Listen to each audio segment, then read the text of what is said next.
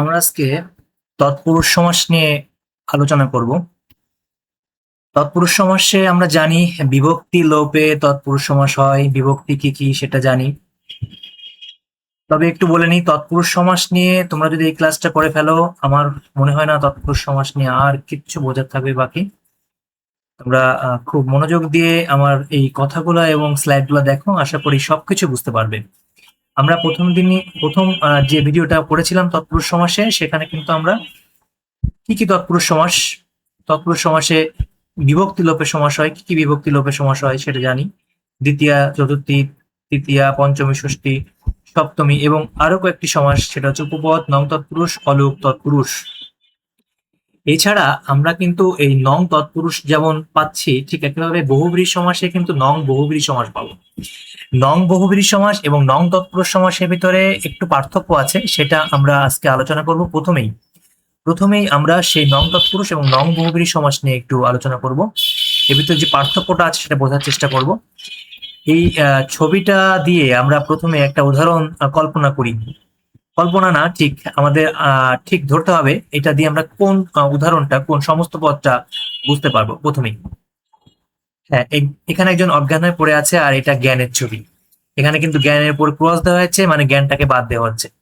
তাহলে নং বহুব্রী সমাসে আমরা জানি বহুব্রী সমাসটা হচ্ছে যে কোনো কিছুর অর্থ, মানে অন্য কোনো কিছুর অর্থকে বোঝাবে। সমস্ত পদের কোনোটির অর্থ না বুঝিয়ে অন্য কিছুর অর্থ বোঝাবে। সমস্ত পদ আমরা জানি নেই জ্ঞান যার, নেই জ্ঞান যার মানে কিন্তু যার জ্ঞান নেই তাকে বোঝাচ্ছে, মানে একজন ব্যক্তি, অন্য একজন ব্যক্তি যে কিনা অজ্ঞান হয়ে পড়ে আছে, যে কেউ হতে পারে। কিন্তু আমরা কিন্তু জ্ঞানকে বোঝাচ্ছি না, আমরা জ্ঞানটাকে বাদ দিচ্ছি। অর্থাৎ যখন আমরা সমস্ত পদ থেকে কোনো একটা জিনিস বাদ দিয়ে দেব, সেটা ভাবগত হতে পারে, এটা ভাবগত অথবা বস্তুগত হতে পারে।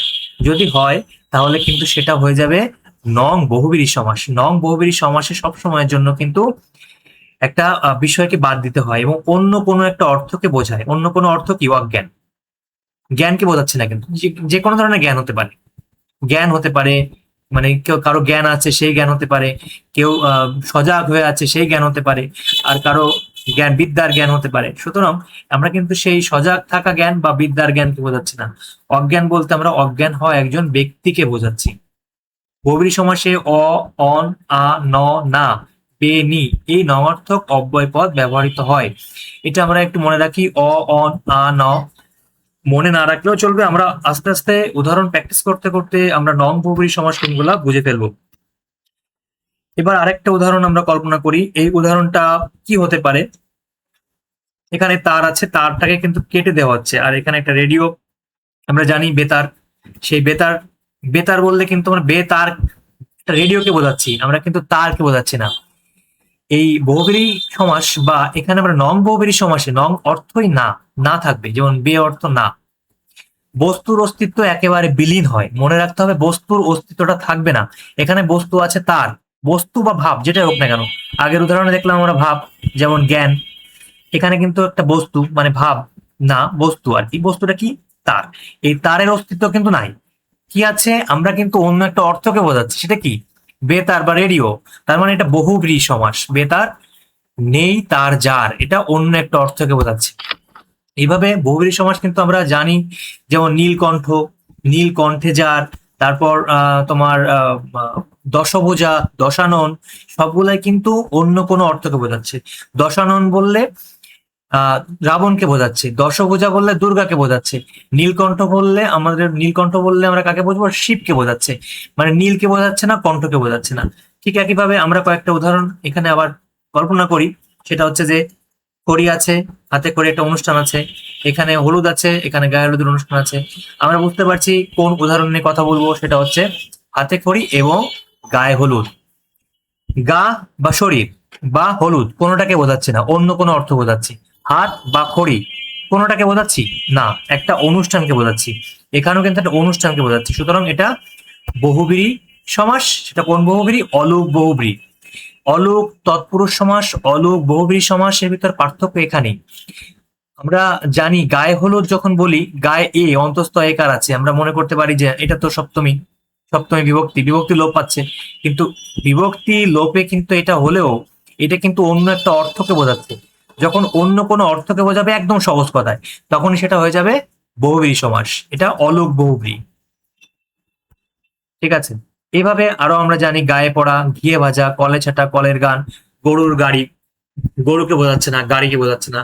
একটা গরুর গাড়িকে বোঝাচ্ছে, গাড়ি যে কোনো ধরনের গাড়িকে বোঝাচ্ছে না, গরুর গাড়িকে বোঝাচ্ছে। এইভাবে কিন্তু আমরা অন্য একটা অর্থকে যখন পাবো তখনই সেটা হয়ে যাবে বহুব্রীহি সমাস। তৎপুরুষ সমাসে আমরা জানতাম যে বিভক্তির লোপে সমাস হয়। আর এখানে নং বহুব্রীহি সমাস বা বহুব্রীহি সমাসে অন্য একটা অর্থ প্রকাশ পায়। নং বহুব্রীহি সমাসের আমরা আরো কিছু উদাহরণ এখানে আমরা নিয়ে আসছি। এটা মনে রাখতে হবে, নং বহুব্রীহি সমাসে বস্তুর অস্তিত্ব একেবারে বিলীন হয়। যে বস্তু বা জ্ঞান যেটাই হোক না কেন, হেড, নির্ভুল, ভুল, এখানে অস্তিত্ব, বস্তু বা ভাব যেটাই হোক না কেন, এখানে যেমন ভাব, জ্ঞান, হেড, ধরা যায়, ছোঁয়া যায়, বস্তু, এই জন্য এটার অস্তিত্ব কিন্তু একেবারে বিলীন হয়, আসে ভিন্ন একটা অর্থ, অন্য একটা অর্থকে বোঝাবে। এভাবে আমরা উদাহরণগুলো একটু মনে রাখি। বেতার, অনন্ত, বেহুশ, অবুঝ। অবুঝ, অবুঝ কোন একজন বালক, অন্য কিছুকে বোঝাচ্ছে, নিরুপায়, না হোক। আর সব থেকে মাথায় রাখতে হবে এটা যে আমরা কিন্তু অনেক সময় ব্যাস বাক্য কিভাবে করবো তার উপরে আমাদের সমাস নির্ভর করে। যেমন চালাক চতুর যদি আমরা বলি, চালাক ও চতুর হবে, সেটা কিন্তু দ্বন্দ্ব সমাস হয়ে যাবে। আবার যদি বলি যে চালাক সে চতুর, তখন কিন্তু সেটা হয়ে যাবে কোন সমাস? কর্মধারয় সমাস। কর্মধারয় সমাসটা আমরা পরে পরে বোঝাবো। আজকে নং তৎপুরুষ সমাসে দেখো, এখানে একটা ছবি দেখলাম, সেই ছবিটাই কিন্তু একটা বাচ্চাকে দেখতে পাচ্ছি। সে কিন্তু অবুঝ শিশু, সে কিন্তু ফোন টানাটানি করছে, মায়ের কাছ থেকে ফোন নিবে, সে কিন্তু আসক্ত। কিন্তু আমরা এখানে উদাহরণ দেখবো অনাসক্ত। অনাসক্ত কেন? অন না অর্থে বোঝাচ্ছে, যে আসক্ত নয়, মানে অনাসক্ত। এখানে কিন্তু আসক্ত এবং অনাসক্তের একটা ব্যাপার আছে, সেটা হচ্ছে যে অ, আ আছে, আ থাকলে অন হয়, আর আ মানে স্বরবর্ণ থাকলে আ অন হয়, আর ব্যঞ্জন বর্ণ থাকলে অ হয়।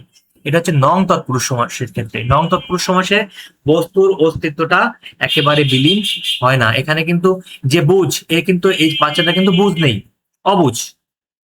আর এ কিন্তু এখানে আসক্ত, আর আমরা পড়ছি অনাসক্ত, মানে আসক্ত, আসক্তির ব্যাপারটা কিন্তু এর ভেতরে আছে। এই জন্যই কিন্তু আমরা এখানে একটা ছবিতেই মানে বোঝাচ্ছি, বাদ দেওয়ার মতো কোনো কিছু নেই, এখানে বাদ যাচ্ছে না, কিন্তু আছে আর কি। নং তৎপুরুষ সমাসে জিনিসটা আছে। ধোয়া, হাতটা ধুচ্ছে কেউ, তৎপুরুষ, তৎপুরুষে বস্তুর অস্তিত্ব একেবারে বিলীন হয় না। এখানে কিন্তু হাত ধোয়া, আ ধোয়া, মানে নয় ধোয়া। আ শব্দটা দিয়ে আমরা কি বলছি? না বোঝাচ্ছি। নয় ধোয়া, এই হাতটা কিন্তু এখানে আছে, ধোয়া হয়নি। ঠিক আছে, এভাবে বস্তুর অস্তিত্ব একবারে বিলীন হয় না, অচেনা। নং তৎপুরুষ সমাসে বস্তুর অস্তিত্ব একেবারে বিলীন হয় না। আমরা এই লাইনটা খুব ভালো করে মাথায় রাখবো, বস্তু বা ভাবের অস্তিত্বটা বিলীন হয় না। যেমনটা আমরা বেতারে খুঁজছিলাম, তার, তার শব্দটা কিন্তু বিলীন হয়ে যাচ্ছিল, সেখানে একটা যন্ত্রের কথা বলা হচ্ছিল, অন্য কোনো কিছুকে বোঝাচ্ছে। যখন অন্য কোনো কিছুকে বোঝাবে তখনই সেটা বহুব্রীহি সমাসে চলে যাবে। তাই ছাড়া বাকি সবকিছুতেই আমরা তৎপুরুষ সমাসে নিয়ে আসবো, অচেনা নয় চেনা।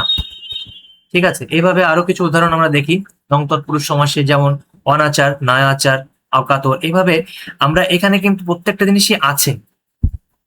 অজানা, জানা জিনিসটা আছে, মানে একজন মানুষের একটা জিনিস অজানা। ঠিক আছে, এই জন্য কিন্তু সেই জিনিসটা আছে, এখানে জানা জিনিসটা বাদ দেওয়া যাচ্ছে না, কিন্তু জানা বাদ দিলে কিছুই থাকে না।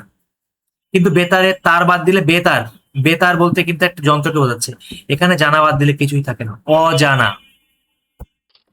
ঠিক আছে, এভাবে উদাহরণগুলো আমরা উপপদ তৎপুরুষ সমাসে দেখি। উপপদ তৎপুরুষ সমাসে কৃদন্ত প্রত্যয় থাকে। কৃদন্ত মানে কাজ বোঝায়, কৃদন্ত পদের সাথে যে সমাস হয় সেটা হচ্ছে উপপদ তৎপুরুষ সমাস। উপপদ তৎপুরুষ সমাসে ক্রিয়াপদ, এখানে দেখো, এখানে একটা ব্যাপার আছে প্রত্যয়, প্রকৃতি প্রত্যয় তোমাদের জানা আছে কিনা। প্রত্যয় কিন্তু দুই প্রকার, কৃত প্রত্যয় এবং তদ্ধিত প্রত্যয়। কৃত প্রত্যয় যেমন উদাহরণ হিসেবে হতে পারে কর্তব্য, ক্রি যোগতব্য। ক্রিটা কিন্তু আমাদের ধাতু, কৃত, ক্রিয়া বোঝায়। আর তদ্ধিত প্রত্যয় যেমন নীলিমা, নীল যোগ ইমন, নীল একটা নাম বোঝায়, যখন ওই নীল শব্দটা দিয়েই নাম বোঝাচ্ছে তখন কিন্তু সেটা হয়ে যাচ্ছে তদ্ধিত প্রত্যয়। নাম বোঝালেন তদ্ধিত, আর ক্রিয়া বোঝালে কৃত। আমরা কিন্তু এখানে শুধু ক্রিয়া নিয়ে আলোচনা করছি, তাই জলচর বললে জলে চরে যা, বিশেষের সাথে একটা ক্রিয়া যোগ হয়ে যখন কোনো সমাস হয় তখন সেটা হয় উপপদ তৎপুরুষ সমাস। উপপদ তৎপুরুষ সমাস মানে উপপদের পরবর্তী ক্রিয়ামূলের সঙ্গে কৃত প্রত্যয় যুক্ত হয়, এই জন্য কিন্তু এটা উপপদ তৎপুরুষ সমাস। পঙ্কজ, পঙ্কে জন্মে যা, এই পঙ্কজ নিয়ে একটু একটু ঝামেলা আছে। আমরা ভাবতে পারি যে পঙ্ক মানে কাদা, পঙ্কে জন্মে যা, এটা কিন্তু পঙ্কজ মানে পদ্ম ফুলকে বোঝায়, কিন্তু আমরা কিন্তু এখানে পদ্মফুলকে বোঝালেও আমরা এটা উপপদ তৎপুরুষ সমাস এই জন্যই দেব যে এইখানে বিশেষের সাথে একটা জন্ম বর্গজ, হ্যাঁ, এই জন্মের একটা কৃত প্রত্যয় সাধিত আছে, এই জন্য এটা উপপদ তৎপুরুষ সমাস। ঠিক আছে, বিশেষের সঙ্গে কৃত প্রত্যয় সাধিত হচ্ছে বা উপপদের সাথে কৃত প্রত্যয় সাধিত হয়ে যে সমাস হয় তাকে উপপদ তৎপুরুষ সমাস বলে। এভাবে আরো অনেকগুলো তৎপুরুষ সমাসের মাথা রাখবো। এইগুলা কিন্তু আমাদের মনে রাখতে হবে। কিছু তৎপুরুষ কিছু সমাস কিন্তু আমাদের কমন আসে, ছেলে ধরা, পকেট মার, ঠিক আছে, তারপরে আছে এখানে পাড়া বেড়ানি, ছাপোষা, পাচাটা, এইগুলা আমাদের কিন্তু মাথায় রাখতে হবে। আমরা সবাই এটা একটু মনে রাখি বা মুক্ত করার চেষ্টা করি। এবার আমরা দেখো তৎপুরুষ সমাস সম্পর্কে আমরা আগের ভিডিওতে পড়েছিলাম কিছু। নিচে তৎপুরুষ সমাসের উপর একটা চমৎকার কুইজ দেওয়া হলো, আমরা ঝটপট অংশ নিয়ে সেটা একটু যাচাই করার চেষ্টা করি। পকেট মার, পকেট মার আমরা কি হবে? হ্যাঁ, পকেট মার, পকেট মারে যে, এটা উপপদ তৎপুরুষ সমাস, কর্মধারে হবে না, সম্বন্ধ হবে না, উপপদ তৎপুরুষ সমাস হবে। পলান্ন কি হবে? পল ও অন্ন হবে। পল মানে মাংস, অন্ন মানে ভাত, তাহলে এখানে কিন্তু পল ও অন্ন আলাদা আলাদা দুটো জিনিস না, পলান্ন একটা পল মিশ্রিত অন্ন, এই জন্য হবে পলের অন্ন হবে না, এটা পল মিশ্রিত যে অন্ন বা পল মিশ্রিত অন্ন যে কোনো একটাই হতে পারে। ঠিক আছে, আমাদের ব্যাস বাক্য যেভাবে করব আমরা কিন্তু সেইভাবেই চেষ্টা করব সমাসের নির্ণয় করার। চিরসুখী, চিরকাল ব্যাপিয়া সুখী, এটা কি তৎপুরুষ সমাস? কোন তৎপুরুষ সমাস? দ্বিতীয়া, তৃতীয়া, সপ্তমী না, এটা পঞ্চমী তৎপুরুষ সমাস। পঞ্চমী তৎপুরুষ সমাস। আমাদের তৎপুরুষ সমাসে বিভক্তি লোপে যে সমাস হয় সেটা তৎপুরুষ সমাস। পঙ্কজ, পঙ্কজ নামক ফুল হবে না, পঙ্কের দ্বারা জাত ফুল, তাও হবে না। পঙ্কে জন্মে, পঙ্কে জন্ম, তাও হবে না, পঙ্কে কিন্তু অনেক কিছু জন্মগ্রহণ করে, কিন্তু পঙ্কে জন্মে যায় এটা কিন্তু একটা জিনিসকে বোঝাচ্ছে। কাকে বোঝাচ্ছে? পঙ্কজকে। এটা উপপদ তৎপুরুষ সমাস। আমরা এই বিভক্তি গুলা মনে রাখবো। বিভক্তি লোপে যদি কোনো সমাস হয়, চিরসুখী, হ্যাঁ, চিরকাল ব্যাপিয়া সুখী, এটা কিন্তু আমাদের ব্যাপ্তি অর্থে বোঝায়। ঠিক আছে, পঞ্চমী তৎপুরুষ সমাস। গৃহস্থ, গৃহে স্থিত, গৃহে স্থিত, তাহলে এটা কোন সমাস? গৃহে স্থিত, সপ্তমী, গৃহে অন্তস্থ একার আছে, গৃহে, সেটা কিন্তু তৎপুরুষ সমাস, সপ্তমী তৎপুরুষ। আমাদের কিন্তু এইচএসসি পরীক্ষায় যদি প্রশ্ন আসে বাংলা দ্বিতীয় পত্রে, তখন কিন্তু সপ্তমী, উপপদ, দ্বিতীয় এগুলো লাগবে না, শুধু তৎপুরুষ সমাস দিলেই আমরা কিন্তু সেটার অ্যান্সারটা নিয়ে নিই। সুতরাং আমাদের এইগুলা শিখতে হবে অ্যাডমিশনের জন্য, পরবর্তীতে চাকরি পরীক্ষা দেওয়ার জন্য কিন্তু আমরা এগুলা শিখবো। জ্ঞানহীন, জ্ঞান দ্বারাহীন, জ্ঞান হতেহীন হবে না, জ্ঞান দ্বারা, জ্ঞানেহীন তাও হয়। এখন তুমি যেভাবে ব্যাস বাক্য করবা সেভাবে কিন্তু সমাসটা নির্ণয় করতে হবে। আর সব সময় মাথায় রাখতে হবে, খুব গুরুত্বপূর্ণ, সেটা হচ্ছে এই চার্টটা, এই চার্টটা তোমরা লিখে নাও। এবং এই বিভক্তি যদি থাকে, বিভক্তি লোপ পেলেই সেটা হয়ে যাবে তৎপুরুষ সমাস। আমরা তৎপুরুষ সমাসে মোটামুটি খুব সহজেই বুঝে গেলাম যে তৎপুরুষ সমাসে বিভক্তি লোপ পাবে। বিদ্বজ্জন শব্দটি সমাস কি?